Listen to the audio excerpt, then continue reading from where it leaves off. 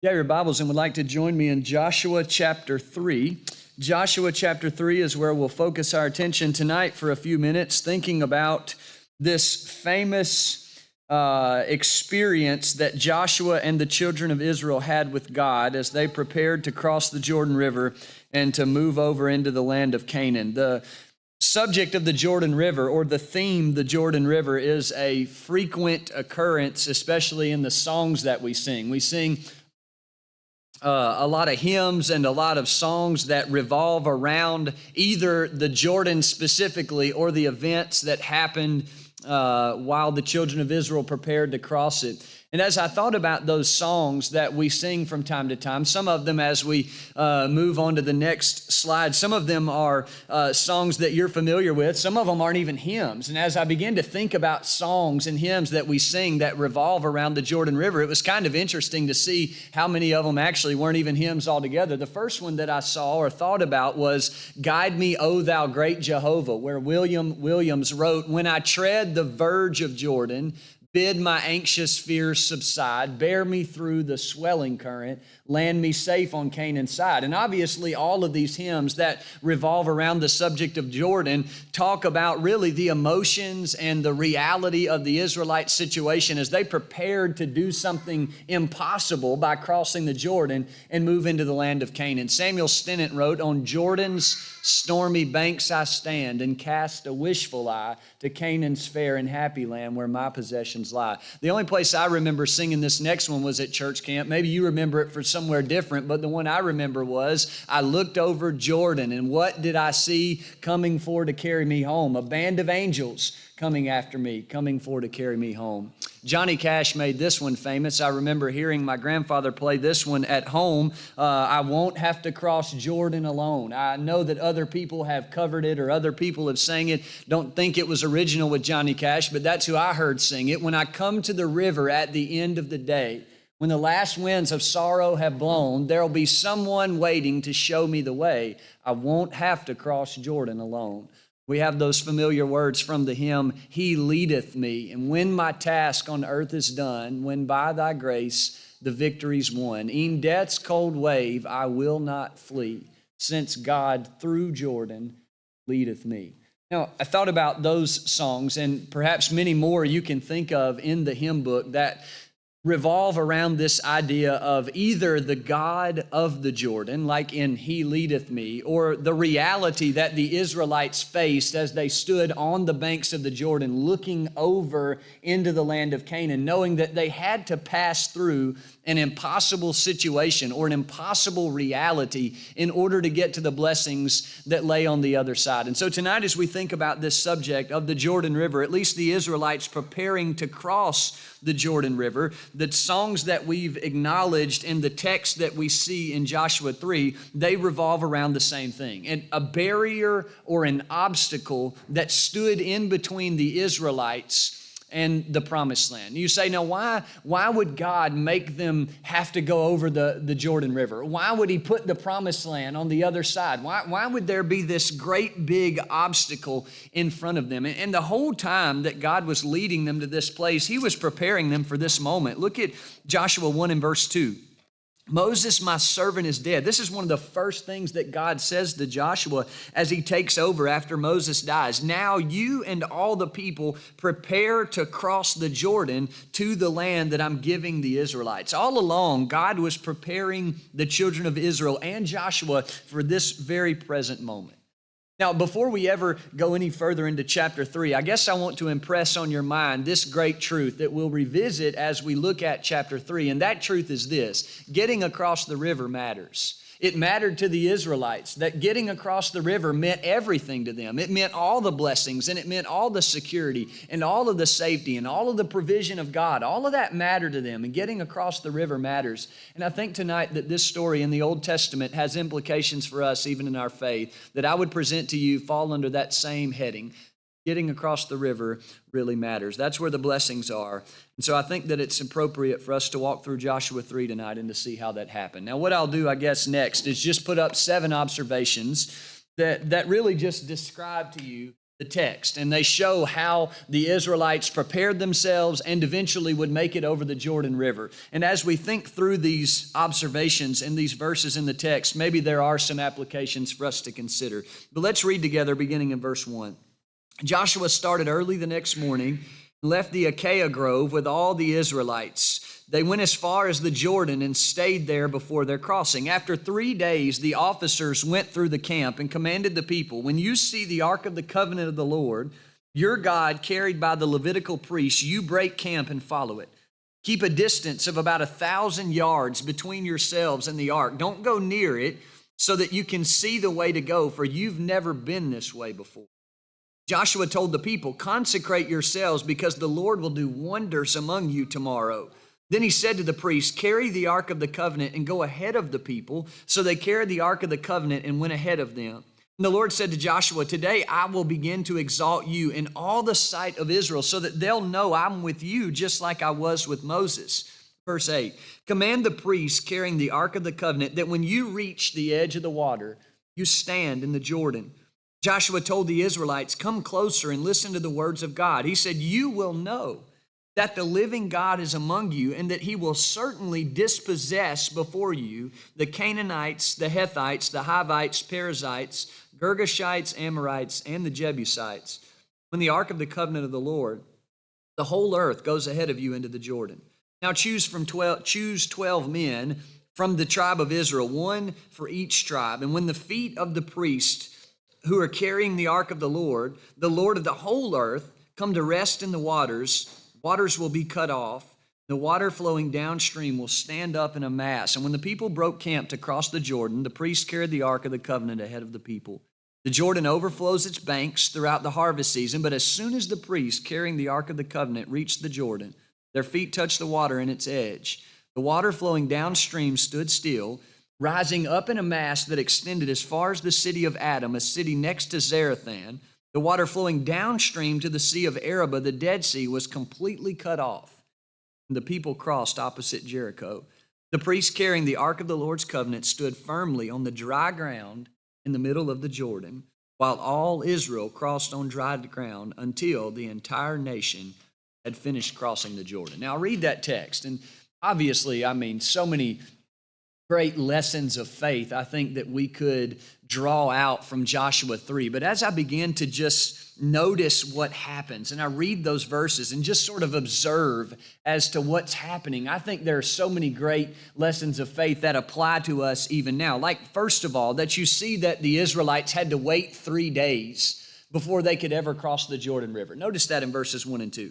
Joshua realizes that now he's the leader. Moses has died in chapter 1. God speaks to Joshua and tells him what we just read in verse 2. You're going to be the one to lead God's people across the Jordan River. And all of the details that are conveyed to Joshua in between Joshua 1 and verse 2 and this point are essentially how he is going to be the one to lead the children of Israel across the Jordan River. So now is the time, right? 3 days that they wait in this place. Some of your Bibles say the Acacia Grove, others say Shittim. Either way, this place where they are located, preparing themselves to cross over the Jordan River to move on into the Promised Land. And I read that in verse 2, that they waited 3 days, or they were there for 3 days. And I'm thinking to myself, if I were a child of God that was in the nation of Israel at that particular moment, and I was told, hey, listen, the Promised Land is waiting for you on the other side, and they're making their journey. They've been making their journey toward the Promised Land, but they finally get to where it's just across the river. All they have to do is just look over the other side and they can see it. And for some reason, they stay there 3 days. And I don't know about you, but for me, waiting is probably one of the hardest Christian disciplines.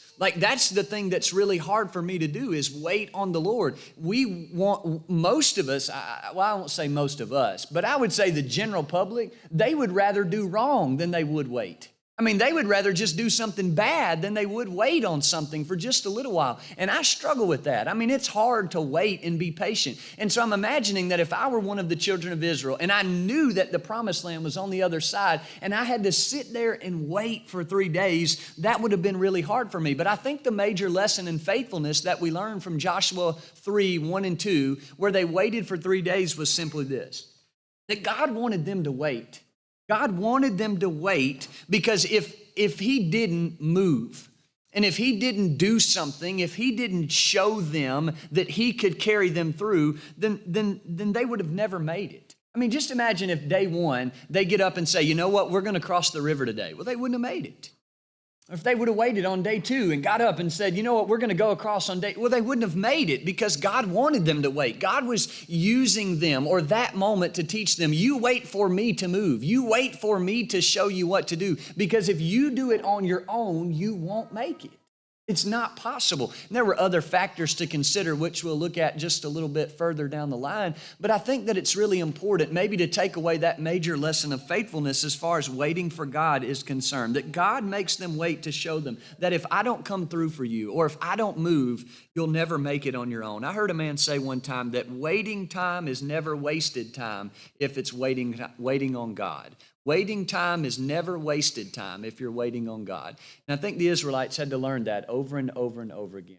That waiting 3 days, it was good for them. It prepared them to cross over the Jordan. But you move on in the text. There's a specific note, 9 times in 17 verses in chapter 3, at least in the ESV and the CSB. I know 9 times the Ark of the Covenant is mentioned. 17 verses, 9 times the Ark of the Covenant is mentioned, which tells me that it must be a really important thing, at least in the chapter. And if you know anything about Israel's history, then you know that the Ark of the Covenant was important in all of Israel's history, not just in chapter 3. That the Ark of the Covenant, in short, represented the presence of God. That where the Ark of the Covenant was, that's where God was for the people. And that the instructions were, as the Ark of the Covenant moved, then so you move. You follow where the Ark of the Covenant goes, and you protect it, and you treat it with holiness and respect. There was a distance, I think it was 1,000 yards, the CSB says, 2,000 cubits, maybe a half a mile in distance in our terms. But you keep a respective distance between you and the Ark of the Covenant. While it does represent God's presence, in order for you to get the most out of God's presence, you must respect it with holiness. That's why those parameters were set forth. So they would treat God with holiness and respect him as such, that he was the God of heaven and he was their ultimate leader. But I think that it's really interesting why the Ark of the Covenant had to go first. I mean, you could argue that maybe it is because it's God and that God was in the lead and that God was leading the way. But I think there's a detail revealed in those 2 verses, in verses 3 and 4, that make us specifically interested to see why God chose to send the Ark of the Covenant first. Or maybe as a person who's trying my best to follow God, a reason why I should just let God go first. And the reason is right there in verse number 4. After he tells them to keep the distance of about 1,000 yards or half a mile between you and the ark, don't go near it so that you can see the way to go. Now underline this phrase, for you have never gone this way before. Some of your Bibles might say, they have never passed by this way before. It's not just that the Ark of the Covenant was going first because he was God and he was great and he was their leader. But God was saying, you let me go first because you don't know about the future as much as you think you do. That's a great advance in spiritual maturity, to be able to admit that I don't know as much about my future as I think I do. The Israelites had to learn that. They had to realize, listen, God is not just the Holy One that goes before us. He is that, don't forget it. But also the reason why there's this great distance between us and the Ark of the Covenant, and the Ark of the Covenant is going first, is because he knows what's around every corner and I don't. Maybe one of the things that you and I can take, a major lesson in faithfulness from the Israelites in chapter 3, verses 3 and 4, is to let God be God. That he is God for a reason and we're not. We've talked about that here before. That God went first because we've never been this way before. God is first, or should be first, in the way we handle all things in this life, because God has been there before and we haven't. Here's number 3, though, as you read on in the text. The Israelites begin to consecrate themselves. Verse 5. Joshua told them, consecrate yourselves because the Lord will do wonders among you. When we say consecrate, we're talking about dedicating their selves to holiness. There's a lifestyle change that is yours when you allow the Lord to go first. When you respect His holiness and you allow Him to take the lead in your life, then naturally there's a change that you undergo. And in the Old Testament, the Israelites would have known it more as a physical cleansing. Like when they talk about consecration, they talk about like a physical cleansing. Like they would have literally washed themselves. They would have removed their dirty clothes and washed them, and they would have put on clean clothes. It was a physical process that they would have represented, or in their minds, this physical cleansing of their bodies and the physical cleansing of their clothes would have resembled represented rather, that's a better word. It would have represented their internal cleanliness. That if they were cleaning themselves up on the outside, then inevitably they would change on the inside, that they would be clean as well. And that's sort of the image here, that Joshua wanted them to clean themselves up on the outside so that inwardly they would be ready to do God's word. I heard a man say one time, I don't remember who it was or where it was specifically, but I remember writing this note down in a lesson about Joshua, and he said that basically God was preparing to do work in them, or rather God would not, let me back up, I messed it all up. I should have just wrote it down and not tried to remember it. In order for God to do work for them, He had to first do work in them.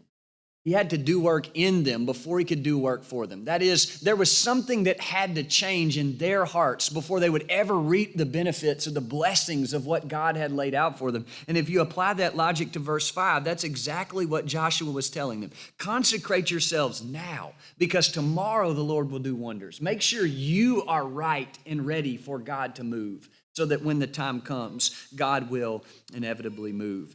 Maybe in my life, the way I could apply Joshua 3 and verse number 5 is, maybe I wonder, like, what's God doing in my life? Or maybe I'm like, why isn't God doing anything in my life? Maybe before God can do any work for us, He needs to do some work in us. More specifically, maybe before God will do work for you, He needs to do some work in you. What can I do to allow God make a change in my life, right? As we move on in the text, we skip down a few verses and we'll come back to verse number 8. But if you glance down at verse number 14 and 15, there's another thing that really amplifies the intensity of what's happening in the text. And it comes in verse 15, really, because they're leaving verse 14 to go ahead and move into the river. But now verse 15, the Jordan is overflowing its banks because of the harvest season. From everything that I can tell, the Jordan left to itself, not in harvest season, is not very impressive. That it maybe is about 10 feet deep in most places. It's not really a deep river like maybe what we think about. It's just maybe 40 feet wide or rather 100 feet wide. But at harvest, it's over a mile wide and 40 feet deep. So it grows pretty tremendously during this time of harvest. That normally it's 10 feet deep and just 100 feet wide. But then at the time of harvest, it's a mile wide and some 40 to 50 feet deep. So we're talking about a drastic change and something really, from a human perspective, impossible that the Israelites are staring at as they prepare to move across the Jordan, right? That's what they're looking at in verse number 15. And not to mention, you add this detail too, and I've never really put two and two together, but in Jeremiah 12 and verse 5, Jeremiah mentions the thickets of the Jordan, and it seems to indicate that there might have been some of these bushes or something that almost formed like an impenetrable wall around the Jordan River. So not only are they dealing with floodwaters, maybe the raging current of floodwaters, but it's almost like this image of a marsh, of all these bushes and stuff that they're having to traverse, and then the current, and then all the way across to the other side. It's a big mess that the Israelites are staring at. Not crossing, man, that wasn't enough. You know, I mean, no human idea would have been enough to get them across, but not crossing meant no blessings. If they didn't get to the other side, there were no blessings, and that was a problem. What Joshua faced in that moment were the memories of what God could do. And the only reasonable explanation or the only reasonable solution for Joshua was to just trust that God was going to get him across like He said He was going. That blows my mind, though, in verses 14 and 15, that the river was, from a human perspective, something so impossible, yet Joshua still trusted the Lord. Then you look at verse number 8 as we look at verse number 5, or rather, idea number 5, observation number 5. You look at verse 8, and it mentions that the priests, Joshua tells them that they should stand in the water. When they get to the edge of the water carrying the Ark of the Covenant. This is before anyone else, right? The Ark of the Covenant goes first before all of the people. So the priests pick up the Ark of the Covenant. They're walking toward the Jordan. You have 2 million Jews behind them as they're making their way to the river. And he says, when they get there, when they reach the edge of the water, stand in the Jordan. Now, I can imagine that carrying the Ark of the Covenant was a high honor. To be a priest that had access to carry the Ark of the Covenant, that was a high honor. That may be a job that everybody wanted until Joshua 3 and verse 8. When Joshua says, you go stand in those floodwaters before everyone else. You carry the Ark of the Covenant into the water. And they're probably thinking, well, that makes no sense. Why would we go stand in the floodwaters? What difference does it make? Why can't we just stand on the edge of the floodwaters? Or why can't we just stand near the bank of the Jordan? Why do we have to stand in the water? And it's like God says, anyone can trust me in the dry land, right? But what about when you have your feet in the water? That's the real test. All of us can trust God on the dry land if we're those priests. All of us can say, oh yes, we trust you, God, when we're standing near the floodwaters, but when we get in the waters, it's a different story. And so God was showing, or really it was a test. And remember too that we know the whole story. Like we have Joshua 3 all in one story. And we can flip over into chapter 4 and see what happens when the priests do that. They did step in the water before everyone else did. And they did in fact get across the Jordan on dry land all the way to the other side. We have the whole story, but to the priest's credit, they did what Joshua told them to in Joshua 3 and verse. They were willing to show God that they had faith that would step in raging floodwaters and not just stand near them. Then this is interesting too about this text, number 6. When you glance at verse number 16, it mentions that the water rose up in a mass and extended as far as Adam, which was a city next to Zarethan, that it stopped from the north, stopped flowing from the north, and everything from the city of Adam south all the way to the Dead Sea was dry. I was kind of interested to see just how far that was and where on a map it would have been. I maybe should have put the map up there, but it was interesting to see where history suggests the children of Israel would have been when they crossed the Jordan River going into the Promised Land, and the city of Adam was some 17 miles north of where they supposedly crossed the Jordan River. So we're talking about, if biblical record is true, and we believe it is, that God held up the water for 17 miles and more, because it was 17 miles from Adam to where they crossed, and the water was dammed up all the way even to the Dead Sea, even miles below that. We're talking about a massive piece of land that God completely cut off all of this raging floodwater so the Israelites could walk across on dry land. That's an incredible element to this story, and even bolsters our faith in God. And then you have this in chapter number 4. Well, you see it in verse 17 of chapter 3 as well, but even Joshua dives into it a little bit more in verses 17 and 18 of chapter 4, where he mentions that the priests carrying the Ark of the Covenant came up from the middle of the Jordan, and their feet stepped out on solid ground. The water of the Jordan resumed its course, flowing over all the banks as before. So, every person of the 2 million Israelites that followed after the priests, the second they dipped their toes in the water stops for some 17 miles or more.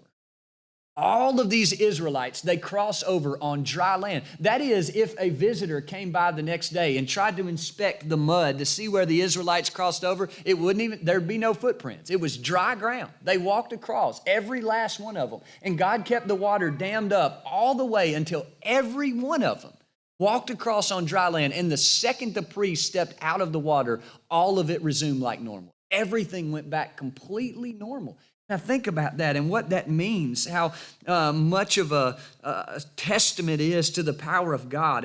And I can't help but think about what God was doing for the Israelites the whole time. It's right there in verse 10 of chapter 3. He says that God is doing this. Joshua's telling the Israelites that God is doing this so that you would know that he's among you.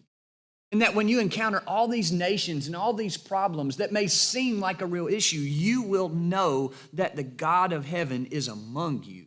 When the Ark of the Covenant of the whole Lord of the earth, when his presence is among you, you will know that God is here and that God can handle it. And I can't also help but think that if God could roll the Jordan like that up in a heap, just instantly, just roll the Jordan up, imagine what he could do to the Canaanites and the Jebusites and the Perizzites and all those other termites, as my grandfather used to say, what he could do to all those people. He could waste them in just a few seconds if he could do that with the raging floodwaters of the Jordan River. It was uncomfortable, I'm sure. The children of Israel looking at the Jordan River and all of its floodwater and all of its tests and all of its problems that would come their way trying to figure out how to get across it. It is uncomfortable, I'm sure. But as we see how it worked out for the Israelites when they put their faith in God, they didn't cross Jordan. Just like Johnny Cash said, they didn't have to cross Jordan alone. God was with them every step. And so it is for us tonight, that when we encounter Jordan rivers that are raging and flowing inevitably strong, that somehow keep us from seeing what blessings lie on the other side, that those Jordan rivers have a way of keeping us from pressing forward in our walk of faith because of how humanly impossible it seems. Remember that we don't have to cross Jordan alone. There was a story that I read by a man named Oscar Eliason. He wrote it in 1940. It was a song that he originally published based off of what he read in Joshua chapter 3 and 4 of the children of Israel crossing the Jordan. He said, "Be of good courage, God spake unto Joshua. When o'er the river God pointed the way, Jordan uncrossable, things seemed impossible. Waters divide as they march and obey." God is the same, and His word is dependable. He'll make a way through the waters for you. Life's situations by Him are amendable. Mountains and hills He will part for you too. Got any rivers you think are uncrossable? Got any mountains that you can't tunnel through? God specializes in things thought impossible. He does the things others cannot do. Read those words and I thought about how real they are in Joshua chapter 3. And I thought about maybe 3 words that we could take with us tonight as we move into our lives this week, where inevitably we will encounter those Jordan River moments that just seem so impossible in our walk with God. 3 words that might help us, and those are wait, trust, and obey. I think all of them are present right here in Joshua chapter 3. Maybe a simple thing that I can remind myself of this week as I go on living out my faith in God. Wait, trust, and obey. We already noted that the children of Israel had to wait on God in God's timing in order to successfully get across the Jordan and reap the benefits of the promised land, that they had to do so. But why? Why would they do that? Because they had to realize that God was God and that they weren't. That any time they would have done something on their own, or any time they did do something on their own, failed miserably. But that any time they waited on God to move, they were always successful. That's a recipe for success today. I say trust, because the God that led Joshua and the Israelites across the Jordan River on that day, over a mile wide of water, 40 feet deep, He moved it all miles and miles and miles so they could cross over on dry land. That same God that led Joshua and the Israelites across the Jordan River that day is the same God that we follow and serve. He's the same God that will still do the impossible for you and I as we serve Him, give our lives to Him, and then obey, because God's plan is always the best. I can't help but think about how many times the Israelites struggled with God's plan, how many times the Israelites thought they knew better or that they could do better than what God could do for them. But it always came full circle to a person or a group of people realizing that if we'll just do it God's way, impossible barriers crumble at the fingertips of an Almighty. It's true tonight. I'll just give my life to Him completely and unquestionably, submit my life to the Lord, the God of heaven. Wait, trust, good recipe as I face the Jordan River. I encounter in my life. If you're not a Christian tonight, you never obeyed the gospel of Jesus Christ, you can do that. You can be baptized for the remission of your sins and added to the kingdom to be a child of God. You can do that tonight. Or maybe you are a Christian and somewhere along the lines, those Jordan rivers of life, they keep you from maybe doing one or all of these things, that maybe it makes it so impatient that we make rash decisions, that we might even do something wrong because we don't want to wait.